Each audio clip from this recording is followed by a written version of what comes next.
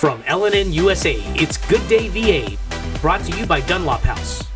A typical day for me is making sure that the residents have their meds on time and also making sure that they have a good day. My name is Felicia Woodley, and I'm a CNA med tech at Dunlop House. No matter what the situation is, we always put the residents here at Dunlop House first. My work is meaningful because they'll come to me and tell me, thanks for that smile that you have on your face. I connect with them because I look at them as one of my family members. Dunlop House, more than a house, is home. Welcome to Good Day VA. I'm Carolyn Day Pruitt. I'm Gdva. And I'm Samuel Pugh. Welcome to the table today. We're glad you're joining us. G, what have we got for this week in sports? Well, in all the excitement of the Super Bowl, we missed some big news in the NBA. We'll get to that more. Sounds good. Sam, what are we talking about in our other segments today? We're going to discuss the new ways in which Zoomers are approaching work and recreating entrepreneurship. After that, Chai is going to introduce us to the world of stealth camping. I've been camping, but I've never been stealth camping, so I guess we'll have to find out more later in the show. We'll be back after this.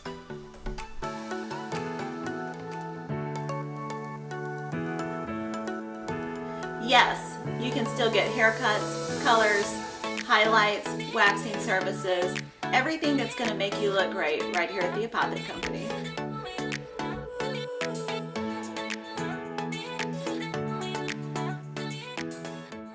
It's time you heard the best fried chicken doesn't come out of a bucket or a box. You'll find it fresh out of the deep fryers at Breeze Inn. Virginia's finest chicken.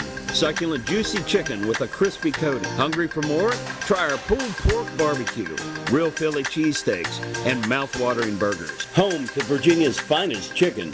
And oh yeah, we've got a convenience store too. Welcome back to Good Day VA. Let's take a look at this week's top headlines. Tuesday, February 21st, was Election Day for Virginia voters who live in the Commonwealth's 4th Congressional District, which includes all of the Tri-Cities. Former Congressman Donald McEachin won re-election to the 4th District seat in November of last year, shortly before passing away after an extended battle with colon cancer. Governor Youngkin set this past Tuesday as the special election date for district voters to choose McEachin's successor. While absentee ballots are accepted through the Friday after Election Day, many outlets called the race for Democrat State Senator Jennifer McClellan as early as Tuesday evening. While Republican Pastor Leon Benjamin has just over 25% of votes cast, McClellan has maintained a solid lead, carrying close to 75% of the vote. Many are calling the election historic because McClellan is the first black woman elected to represent Virginia in the U.S. Congress. It's been 2 years and 3 months since Richmond voters declined to host a casino in their city via a referendum on their November 2021 ballot. In that time period, Petersburg city leaders have pursued, but now ultimately lost, the opportunity to give Petersburg voters the same choice. House Bill 1373, carried by Delegate Kim Taylor, and designed to allow Petersburg to vote on a potential casino before the city of Richmond can reconsider their decision, was passed by indefinitely in the Senate Finance and Appropriations Committee on Thursday, February 16th.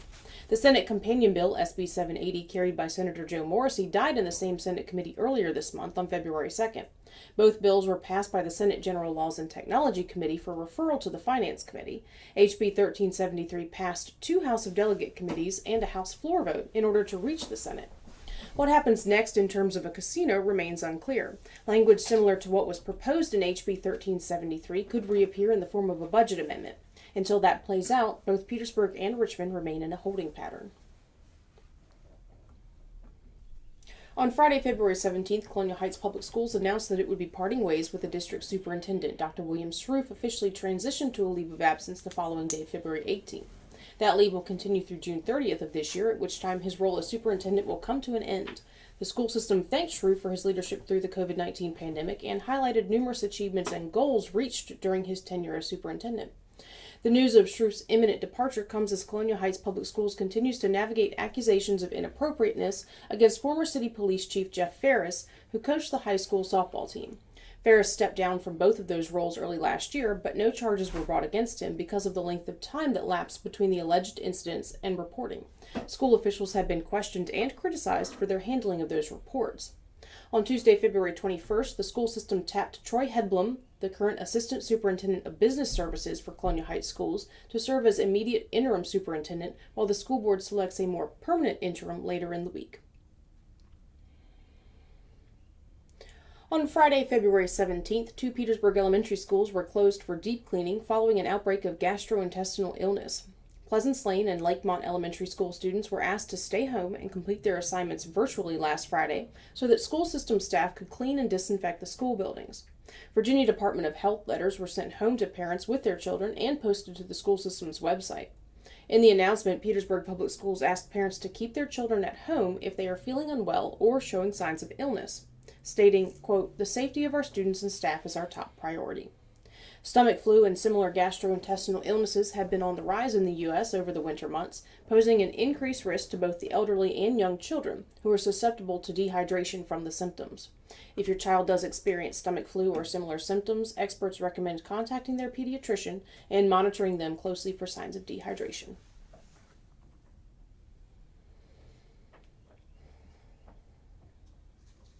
Earlier this month, one Petersburg student was given the honor of reciting a poem at the Governor's Mansion for Black History Month.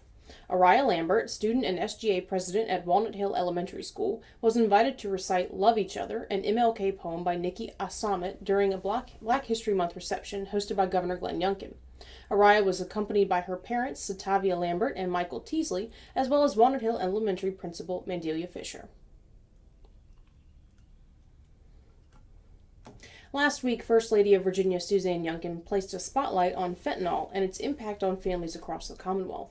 The First Lady left the Governor's Mansion on Valentine's Day to walk the halls of a different branch of state government, the legislature. Joining parents and family members of victims of the fentanyl epidemic, she participated in Families Lobby Day, meeting with state delegates and senators to ask for their help in stopping the deadly epidemic. Like many, the Youngkins have experienced loss close to them due to fentanyl, and Suzanne Youngkin shared that story in Capitol Square, along with others who have just lost loved ones to overdoses of fentanyl. Despite such ongoing lobbying and debate, a Virginia Senate committee killed HB 1642, a bill prioritized by both Governor Youngkin and the First Lady that would allow felony homicide convictions for drug dealers whose substances result in fatal overdoses. That vote in the Senate Judiciary Committee passed the legislation by indefinitely on Monday, February 13th, just one day before the First Lady and victims' families gathered to lobby for help with ending the fentanyl epidemic. That's all for our headlines for this week. We'll turn to weather and sports when we come back.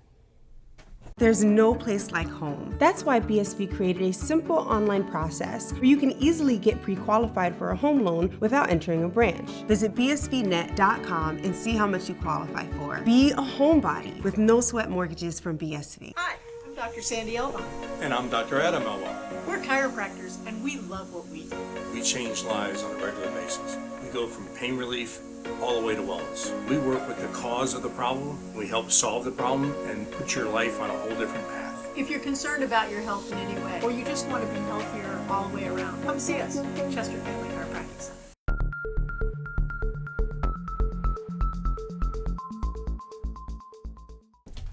Welcome back to Good Day VA. We'll dive into sports in a moment, but first let's get a check on weather from Chai.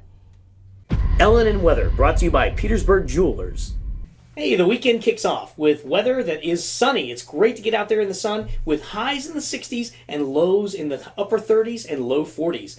And that's Friday through Sunday, with a slight chance of rain on Saturday, so just be prepared with a jacket. Now, Monday through Wednesday bring more of the same. Lots of sunshine, and on Monday there's a slight chance of rain as well. Highs in the 60s, lows in the mid-40s and upper 30s. So spring is here for now. But of course, this is Virginia, so don't expect this to last. Enjoy it while you can, because just like always, if it's feeling mild, winter might just remind you that it's here to stay for a little bit longer. Whether it's raining diamonds or sapphire skies, add a little sparkle to your day with Petersburg Jewelers. Thanks, Chai. Gee, the Super Bowl brought an end to the football season, but believe it or not, there are still a few things happening in the world of sports. So what's going on? Believe it or not. So again, we got so caught up in the hoopla with the Super Bowl that we missed some big news in the NBA world. Okay. LeBron James just earned the all-time scoring championship, or title, I should say, by scoring 38,390 points, taking that title away from Kareem Abdul-Jabbar, who held it for 38 years. Which is crazy. Yeah, very crazy. So congratulations to him. Yeah, but, congrats. I do want to talk about some things in reference to that, though. Okay. All right, so when he needed 36 points to score, 36 points to earn the title. He ended up scoring 38. Now, once he scored his 38 point, there was a little bit of mixed emotions on the bench. A lot of the guys jumped up and celebrated with him, but some guys were still upset, or not. I don't want to say upset, but they weren't happy. Not because they didn't want him to win the scoring title, but because they were losing the game. So a guy like Anthony Davis, I don't know if you saw that. So, do you guys think that he was rightfully upset in that moment, as opposed to celebrating with LeBron James, who just again won the all-time scoring championship, or title, I should say? I can see that one both ways. Okay. Because I mean, they did stop the game. They played a video Absolutely. up on the monitor and everything, and yeah, they had quite a moment there. I can see where that some players could think this is distracting, Right. and our heads are kind of slipping out of the game, right, when we right. need to really be focused on Right. winning the game. I think, didn't they ultimately lose? Did they ultimately They lose? did lose the game. Yeah, so that's kind of a... Yeah. When you end up losing the game, that kind of speaks for itself. Right. No, I think that's completely ridiculous. This is a moment in history, rarefied history. Like Absolutely. you said, it's been 2-3 generations of people come through and not touch this. So can we just take 5 minutes and just stop and recognize that this might be the greatest person to play this sport, and that numerically he's proving it, and not get completely offended because you want to win this game this one particular season. That seems selfish to me for him to not be into celebrating what LeBron did. But it seems like they could just as easily have a big celebration at the end of the game. Right. Rather than stopping right in the middle, stopping all the action. Everyone's kind of just standing there. I'm not saying that they absolutely should not have done it, but I can see the other side of the coin. Right. But this does not exist for the perfect application of competition. This is a spectator sport.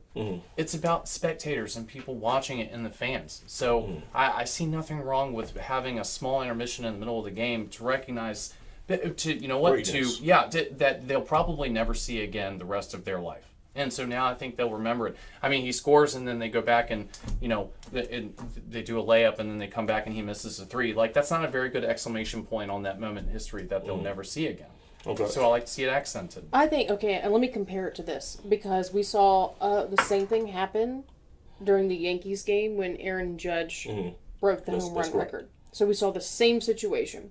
To me, the difference is in baseball, everyone's at that point, because he was batting, obviously, they were all sitting on the bench anyway. Right. They weren't, basketball never stops. It just goes. So they all had to stop. Except all the fouls and every time it goes out of bounds. Well, okay, but you're still on the court, you're still playing, even if you're just standing waiting for somebody to shoot a foul shot or whatever.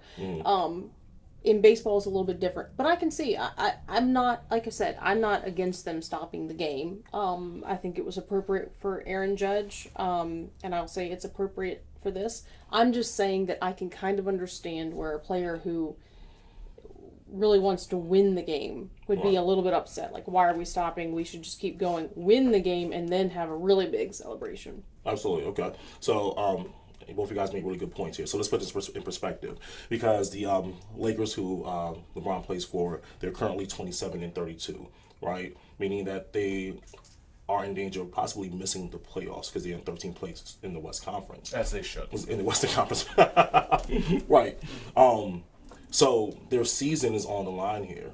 They missed the playoffs last year, and they're looking to, the goal is to win the championship. Does Anthony Davis have a leg to stand on, and when we put it in that perspective? At that point, are you raising up? You have this really great player on the team, but at that point, are you prioritizing one good player over the entire team and the success of the entire team? Right. It's didn't not they like do that when they signed him? But it's not like it's not like they stole the title from another team. It was already held by a Laker. Right. So it didn't.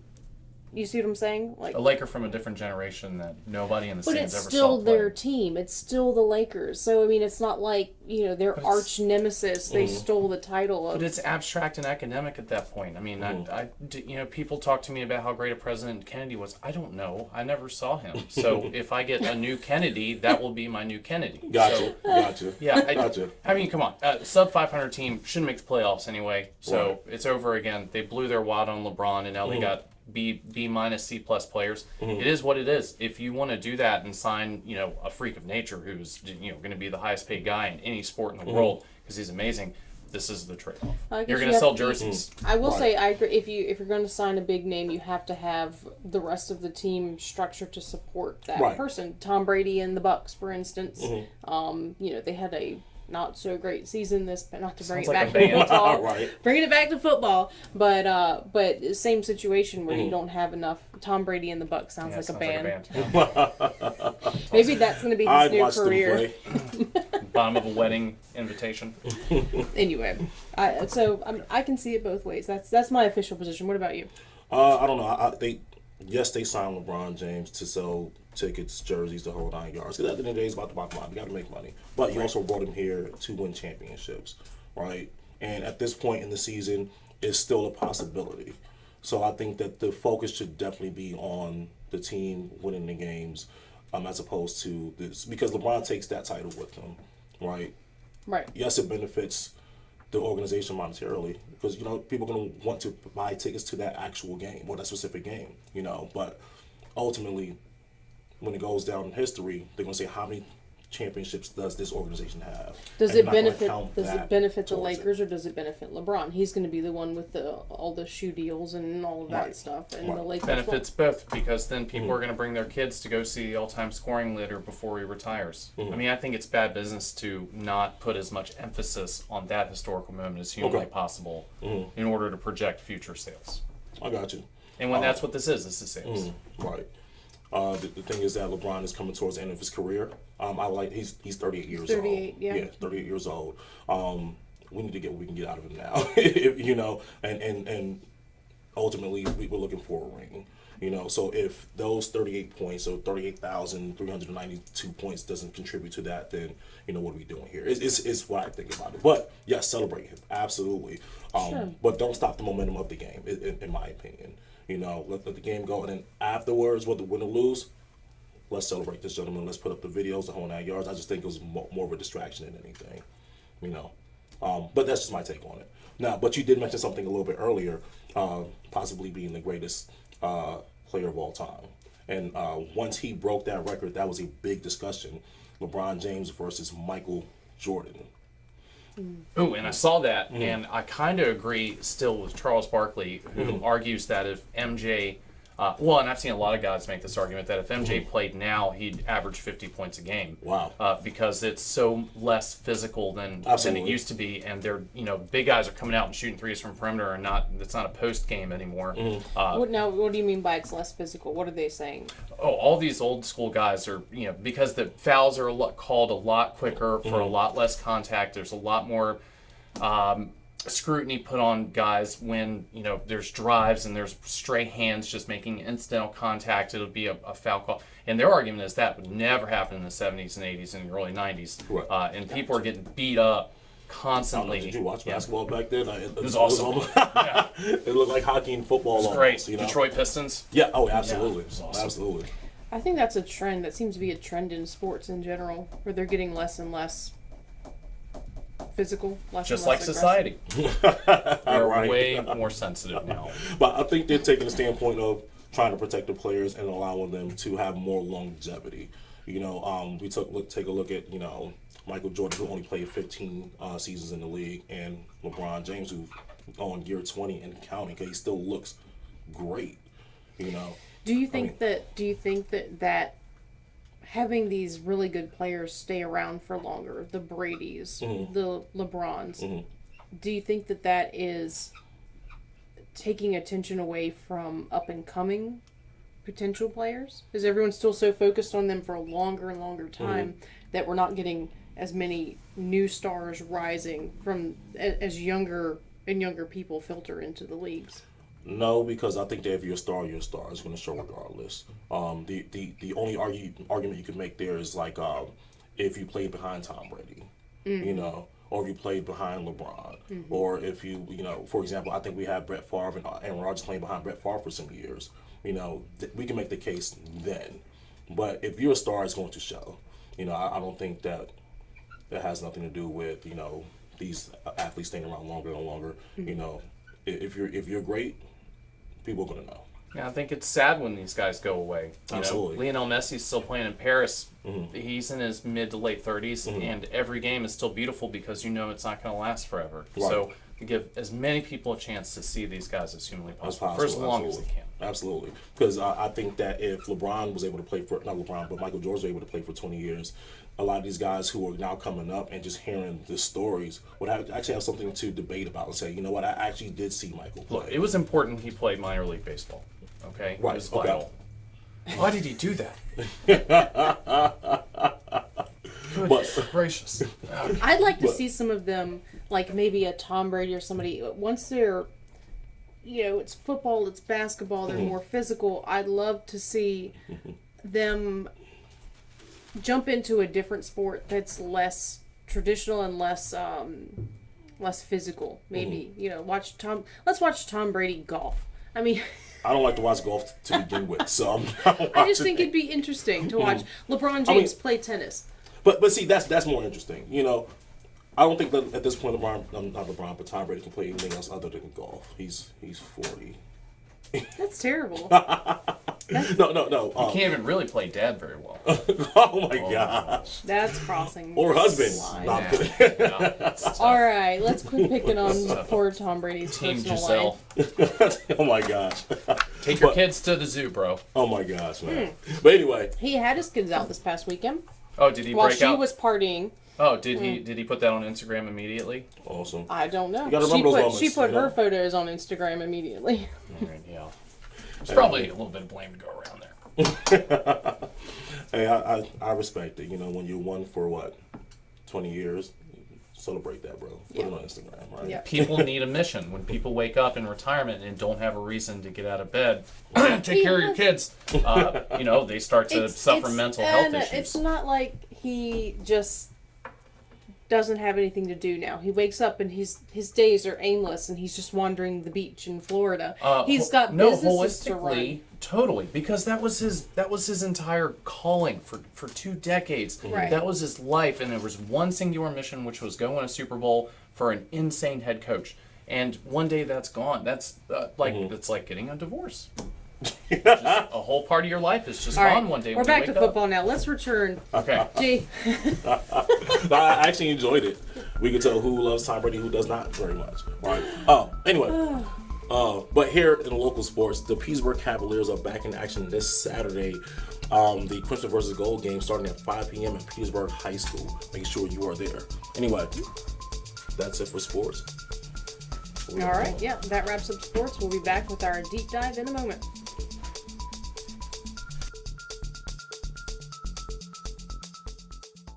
Today's show is brought to you by our friends at the Cloud Factory, who take a customized approach to their customers. They know not everyone is alike, and neither are their needs. So, the Cloud Factory focuses on what's best for you when it comes to CBD, hemp-based products, vapor nicotine, glassware, and just about anything, providing alternative routes to a healthier you. Welcome back. Employers and business owners have struggled to maintain staffing since the pandemic, and researchers are pointing out what they call the Great Resignation, record numbers of employees quitting their jobs. Gen Z, or Zoomers, are setting certain expectations for the workplace, with many ultimately choosing less traditional routes to education and employment. One study found that over half of Zoomers want to start their own businesses.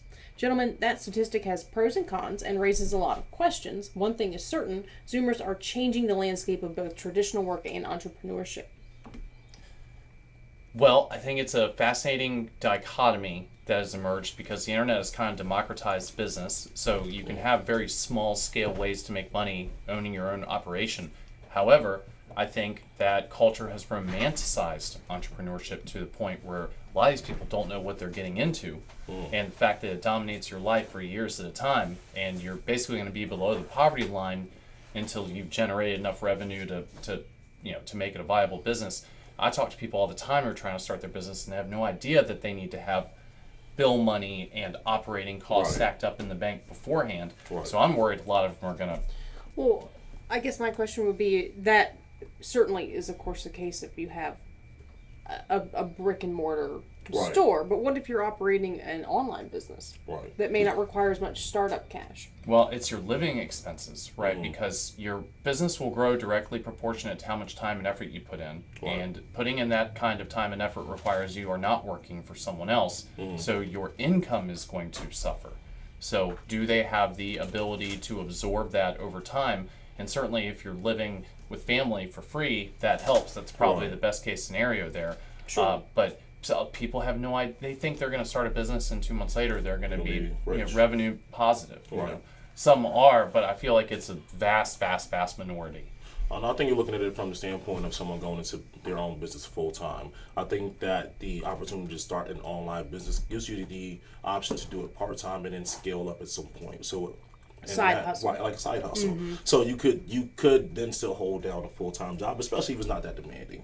And in terms of like, there's so many other ways, so many online businesses you can start up without having upfront, revenue or cash on hand. For example, you can start a print-on-demand or a t-shirt business with a print-on-demand company where all you have to do is send them your logo and they will literally make the shirt and print and fulfill the orders for you. Right. All you have to do is put your time into marketing the actual shirt, if that makes sense, So if we're looking at it from that standpoint, and then becomes more of a realistic thing.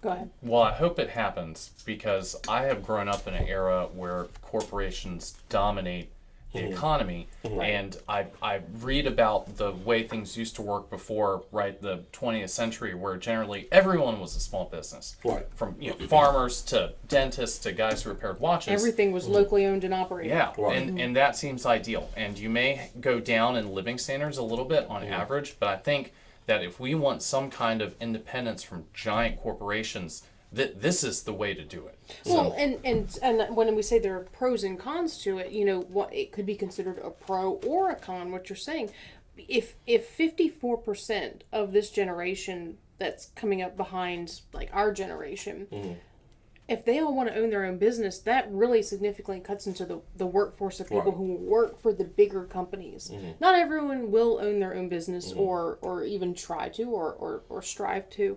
But if that many are looking to do that, what does that mean for the current business structure here in the United States? Well, I kind of look at that 54% number, and I think you have to take it with a grain of salt because certainly, casually people mention that they want to own their own business. And once they see the tax structure and just, there's what you're doing and then there's the business side of what you're doing. So there's like the skill and then the business. And people are completely comfortable doing this for a living, but actually putting it together into an equation that makes sense and generates money is actually super complicated with regulation and the tax code and making the locals happy in whatever town you live in. So I don't think 54% of those people are going to do it. So it did say that the number jumped up into the 60% range once those people actually entered a full-time job.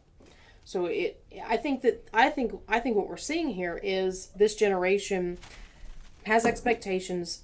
They want more flexibility. They want to work from home. They want to work, on their own schedule. So that it's a more flexible schedule for their lifestyle.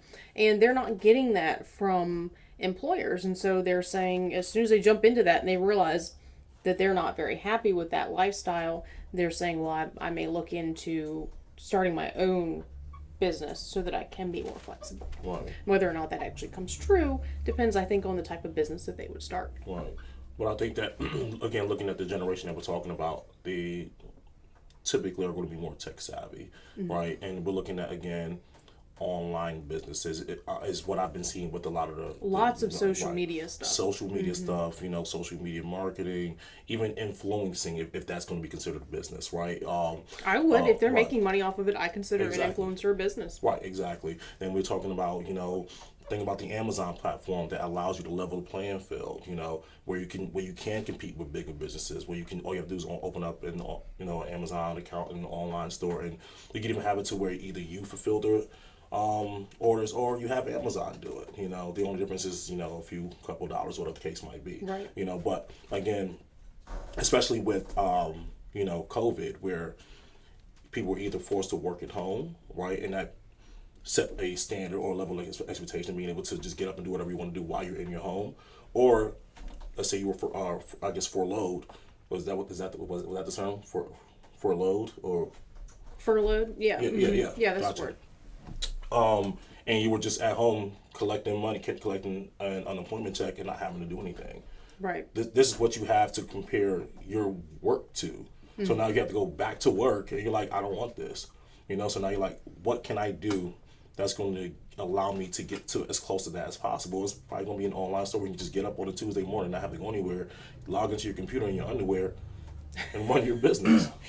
But the market hates imbalance, right? So if there's an opportunity out there for people to do minimal work and make moderate to really good money, people are going to rush in until Absolutely. It's saturated. Absolutely. So at a certain point, the pendulum's going to swing back, and it's not going to be so easy. So, while I hope this happens, my concern is people don't develop other skills because this is a plan. The best advice I ever got was you don't start a business because you want to start a business. You start a business because you figured something out, right? You got an angle on one of your competitors, or you think you have a edge on the technology side, or you figure out an angle to attack the market share, and then you do it. And so when people ask me advice about this, and I ask them why they want to start a business, if they say they want to do it just to start a business, I'm pretty scared for them. Because that means that you don't have anything to offer besides the guy beside you, and more importantly, the guy who's been doing it for 20 years, right? Who's figured out all the pitfalls and all the little bonuses that you can pick up along the way. So I just hope that as an 18, 19-year-old getting out of high school, they realize that this is a low probability of feeding them the rest of their life, and that they also have to develop marketable skills in other sectors. What I'm seeing is the Gen Zers especially, they are finding new approaches, new ways of doing things. I was looking at an article, and it's got 21 different Gen Z and millennial founders who are seven-figure. They've turned their little side hustle, their social media effort, whatever, into seven-figure empires. So just going down through here at a couple of the examples. We have a woman whose new business aims to empower entrepreneurial women. It's a female-centric financial publication that claims to be the stepping stone between Cosmo and the Financial Times. No one's really doing that. There are two Gen Zers who turned a $2,000 investment into an art gallery that sells $600,000 pieces. They want to reinvent art collecting for a new generation. We have a millennial who has a software company that fosters Africa's rising tech stars. So there's new approaches, and some of it's also in different parts of the world. But see, that's my concern. These people figured out an angle. They found a niche in the market and a gap there. But a lot of what I'm reading is people who are going into some sector that already exists, and it's starting to approach saturation. Right. So, so that you're asking about the good and bad, and I certainly hope the good outweighs it. And one day I hope corporations have a 20-year license to operate, and then they dissolve, and everyone tries to go find their own small operation and be a locally owned business. But as long as people don't give up some of the best years of their working life to build a career, to do something that's going to be middling at best. I'm just advocating for backup plans here. Oh, sure. Like quitting your job before you have another job. Well, and that's another aspect of this, is that a lot of these Gen Zers, they've seen millennials especially come out of school with tons of debt, just almost insurmountable amounts of debt. And so they're finding new approaches to education to find those backup skills, or to give themselves new skills. They're learning, they're using the internet and technology to get and learn new skill sets for a lot less money than the traditional model would have you do. And the thing is that with our times now, you have access to almost anything, right? And in most cases, when it comes to certifications. All you need is to be certified. A lot of times you don't actually need a degree. Right? Certifications carry more weight than degrees in certain fields. But going back to the saturation of markets, if the need continues to rise, there may not ever be a problem there. Going back to the Amazon thing, there are millions and millions of Amazon store owners, millions of them, right? But if the workplace is shifting to in-home work and people own their own business, they're less likely to come outside. People are catering, they're doing something to where they're ensuring that they're being provided with convenience. Yeah, right? That's a huge driver for Gen Z. They want things convenient. DoorDash. Right. Exactly. DoorDash. Right. Not only will they not cook, but they also don't. They don't want to cook, but they also don't want to actually drive to get the food. Exactly. DoorDash is born. Right. So now we have more and more people who are sitting at home, working from home, whether it is by their employer, having to work from home, or starting their own business and using their laptop. They're going to be on Amazon, right? Right. They're going to be on, because I have no reason to come outside. I don't have to go to work. I don't have to stop by the store on the way home. Consider the irony of being anti-establishment and starting your own small business web store, and the platform you use is the biggest company on planet Earth. They're not. It's not necessarily saying that they're starting their own business to be anti-establishment. Certainly. Yeah. I think that. I'm sure some of them could and would, but the good ones. But it's not. They want to make a decent living. This is my opinion. Mm-hmm. They want to make a decent living, but they also want work-life balance. Mm-hmm. And we've seen that as a trend. Millennials kind of really started that, where millennials are more and more interested in work-life balance. They don't want to work 24/7 at a job that doesn't appreciate them, and they never get raises and all that kind of stuff because wages have been stagnant. So you can get fired out like that, and then have you can invest tons of your time and energy into a company that doesn't really care for you and can replace you in a heartbeat. Right. So why do it? Which is the corporate world. Yeah. Why do that? Why do that at the expense of your personal life, your own passions, interests, your family, your health? A lot of people work themselves to the point where their health declines.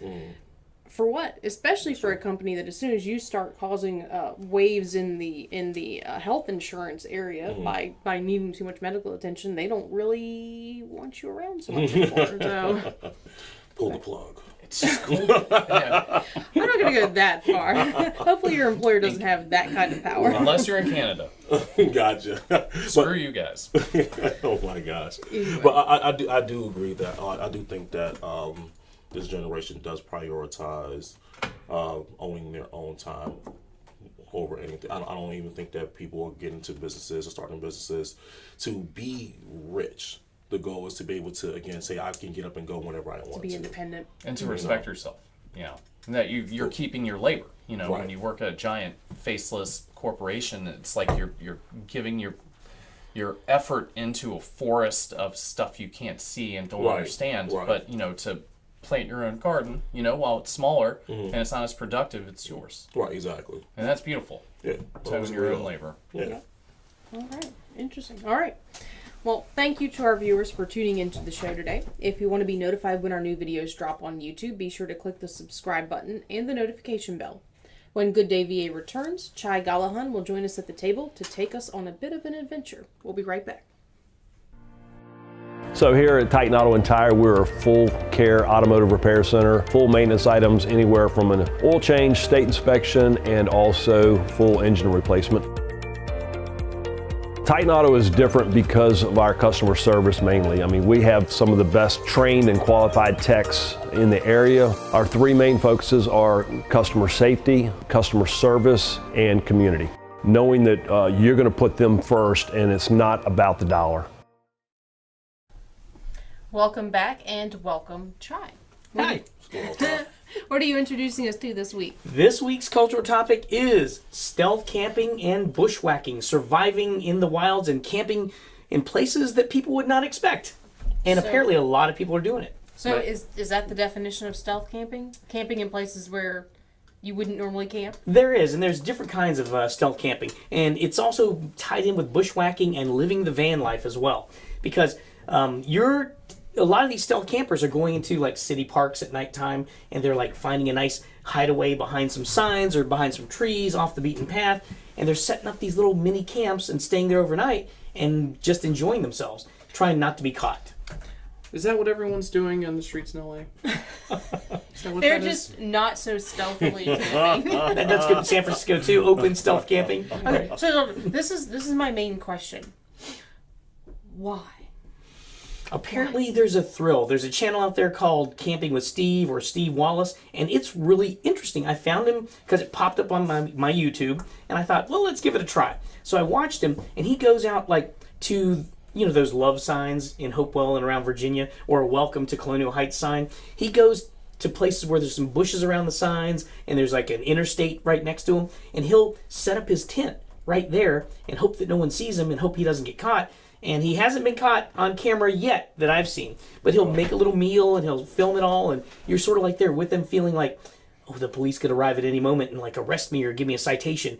And it's a little bit of fun. The other kind of stealth camping is when someone goes in a van and they go to a state park and it's legal and they'll just camp there in their van, make their meal, you get to enjoy it with them, they'll have a drink or something and enjoy the surroundings, and they pack up and leave. But sometimes, even living the van life, they'll go and park on a suburban street, or they shouldn't be. And so they blacked out their windows and they make their meal inside and they do the same thing. And then, of course, mixed in with this is bushcrafting, where some people will go out into the woods and create a shelter, chop the trees down, cut them down, create a little mini shelter and show you how to live out in the wilds. So it's a similar genre, just different spectrums. So is this just something that they do for the heck of it, or just for the thrill? Wait, okay, so me and my buddies did a bunch of that. I guess you call it, we didn't know it was called bushwhacking at the time, but there's a YouTube channel called Stone Age Technology or Stone Age Processes, I forget, but it teaches you how to do all this stuff, and it's just fascinating to know that you can go out and generate a life for yourself with no help from modern world. It's just to know that you could, it's kind of freeing a little bit, knowing that you could survive if everything goes to a handbasket. Yeah, it's quite liberating. And what I've noticed about these channels, they don't actually have to go out and hunt their own food and get their own water, but they'll bring food and water with them, but they'll make the meal in front of you. But yeah, that's essentially it. They can create a shelter with everything in the woods that you would expect to be there, logs and dirt and clay and stones, make fireplaces, campfires, teach you some strategies of how to conserve and regulate the heat. And it's pretty freeing knowing that you can go out in the woods and at least create a shelter that you can live in. Okay, so I get the survival aspects of it, but if you can go and do all of those things legally without trespassing behind a billboard or something like that, why choose to trespass or to camp somewhere where you shouldn't camp versus going somewhere where camping is perfectly fine? And see, that's the key question. That's what separates the stealth campers from the bushwhackers. And I think it's a little fun because you sort of feel like, is this guy going to get caught? Steve Wallace. So it's an adrenaline. It's an adrenaline rush. There's a thrill to it. You're doing something you shouldn't be doing. It's not necessarily illegal, but it's questionable. He went out to a few construction sites where these apartment buildings were under construction, had a hard hat on and a fluorescent vest, and he walked out there with his gear so that he would fit in and no one would suspect him. And he goes a little off into the woods and he camps. And that's the thing. You get the thrill of, like, I really shouldn't be here, but it's not exactly illegal, but you don't want the police to come up and catch you either. So it's a little fun. Okay. Like, have you ever thought, like, is somebody camping in the woods behind my house? There was one ex-girlfriend that I suspected. So here's the big question for everybody. Would you find it enjoyable? I mean, you have to like camping a little bit to do this, but if you had the chance, would you want to go and find some place and say, hey, if I were homeless, that would make a little nice home in those little clumps of trees and bushes over there, if I had a little tent? And can't say it's anything I've thought about driving down the road. No. Not yet. No. Apparently they think about this, but it's fun watching them. Yeah. And I have thought about if you have to go and try and make a life for yourself in the woods because of a natural disaster or something like that, a balloon carrying an EMP and you have to restart. Yeah, it's cool to learn how to make bricks to make a kiln naturally, make billows naturally with sticks and leaves essentially, and just knowing that you can do all that stuff is fascinating. So that's why we did it. It was wonderful. That sounds fun. Now, the third aspect of this is living the van life, or living out of your car, like an SUV or something. So Car camping. car camping. Yeah. So these people will go out and they've made little drawers and setups in their cars. They've gotten very elaborate with these Mercedes vans. But then other people have just used your regular, Hyundai Santa Fe. And they've set it up to where they've got a mattress in there and they can sleep in it. They've got curtains over the window so people can't look in. But they'll park in like a Lowe's parking lot and stay overnight, or a mall parking lot, and they'll be next to like a service vehicle or something just to like seem like they belong. Right. And they'll like camp there hoping that security doesn't come around and they get reported and caught. That's the other aspect. They'll go and live out of their car. And that's sort of neat too, because what if you lost everything and that's all you had? How would you do it? Right. Are these people generally doing this in developed areas, or are they going off the grid and doing this, in nature? It's all over the place. The one channel on YouTube, Living the Van Life, he'll go to national parks or state parks, and he'll drive to these parking areas where you can camp, and he's got one of those old Vanagons where the top comes up and it gives you more standing room. Right. But he'll go out there and enjoy it, and they'll go out there and he'll just enjoy the area, and it's perfectly legal, and he's got a drone. He gets great footage of his van driving through the wilderness, and he's had to cut his way with a chainsaw through some of the roads where the trees had come down. So it's a really neat kind of thing. Now the other thing too, and he's done this, he'll go to a place like some town in Colorado, and he'll find a place on the main street and park. And he'll park there after 10 o'clock and see if he can get away with camping there until like 8 the next morning. So it's all over the place, and it's also in the UK. I saw a channel where there's a guy and a girl in UK, and they're different channels. They're parking in the United Kingdom, England, and doing the same thing. Okay. So it's catching on. It's not just a U.S. phenomenon. That's right. If you have to rebel, that's a pretty vanilla way to do it. Yeah. I got to ask you, G, what kind of vehicle do you have? I drive a Hummer, an H3 Hummer. So there's some room in that, isn't there? Yes. It's kind of hard to disappear into the background in a Hummer. I would say so. Do you think that you could make that livable for like a day or two with an air mattress and some food? I'm pretty sure I could, but to willingly choose to do so, probably not. The Hummer would stand out. No, this is not as novel as you think. This used to be called road sales, so it's weird that people think they're reinventing a revolutionary process. This is here. true. I've stayed in CVS parking lots dozens of times. Only had to talk to the cops 6 times. Well, and I have it under some good, reliable information that the producer here may have had a mattress or an inflatable mattress of some kind in his vehicle when he attended college. And restraining orders associated with that van. Oh my goodness. Seen the police reports. But it's a thing. It's worth checking out. So if somebody does want to check it out, say they're interested in learning more and they want to maybe watch a video on it on YouTube, where should they go? There's a channel out there called Steve Wallace. There's another channel called Living the Van Life. And then for the bushwhacking channels, one that I highly recommend is Corporal's Corner. He was a former corporal in the United States Marine Corps, and he goes out there and he bushwhacks and he shows you everything. There's videos about how to start fires, do first aid, create shelters, and it's really compelling. It's something it's good to know. This is like Graham Hancock in reverse. Oh, here we go. He builds a pyramid in episode 27. With his bare hands. And imagination. And a ramp. The ramp. All right. Chisel Thank Sphinx. you, Chime. Thank you, Chime. I'll be on the lookout for you camping alongside the road behind billboards when I go out tonight. That might be an interesting Uncommonwealth. All right.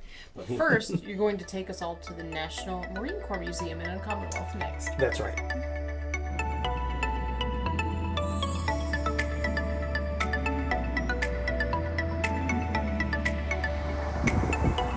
We're here on this picturesque day in Northern Virginia at Quantico at the National Museum of the Marine Corps.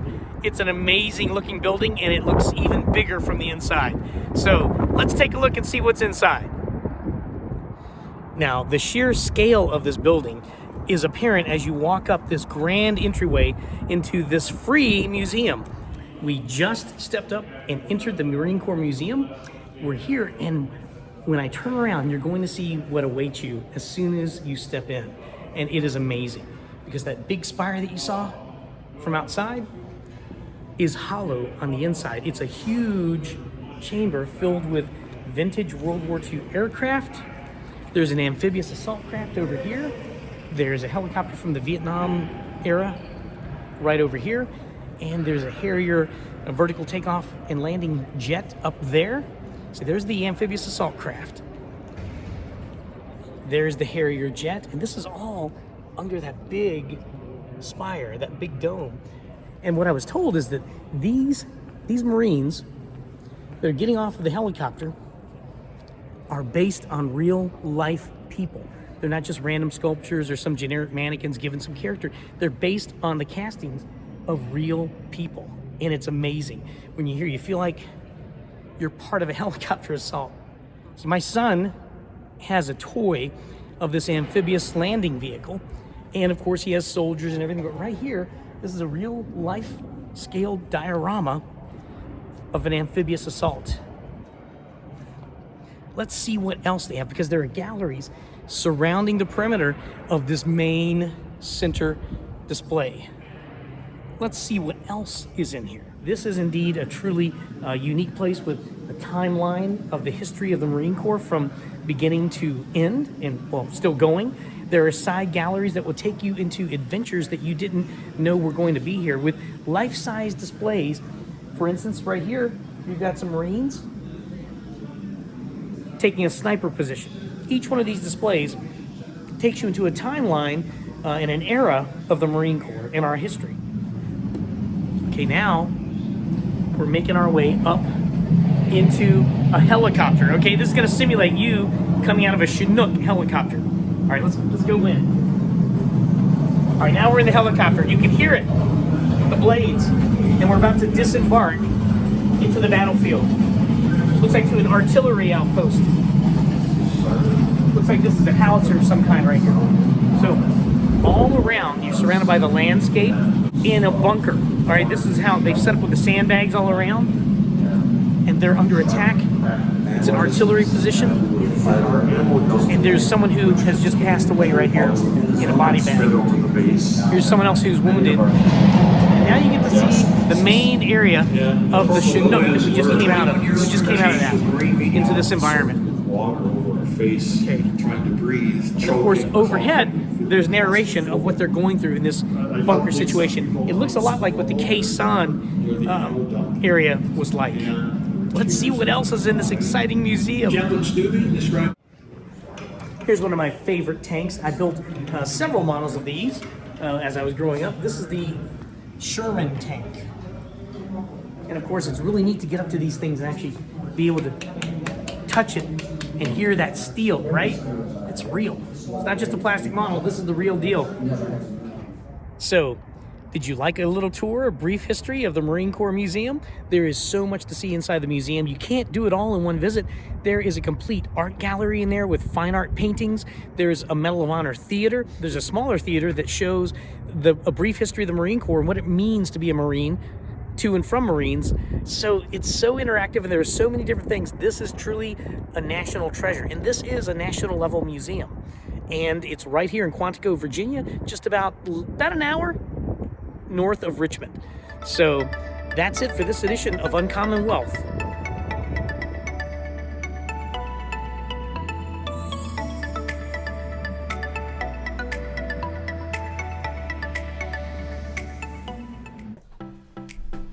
That's it for this week's show. We appreciate all of our viewers and thank you for tuning in. If you enjoyed the show, subscribe to LNN USA YouTube channel. Follow us on Instagram and Facebook. And a big thank you to all of our sponsors, especially Dunlop House, for making this show possible. We'll see you next Friday. Have a good day, VA.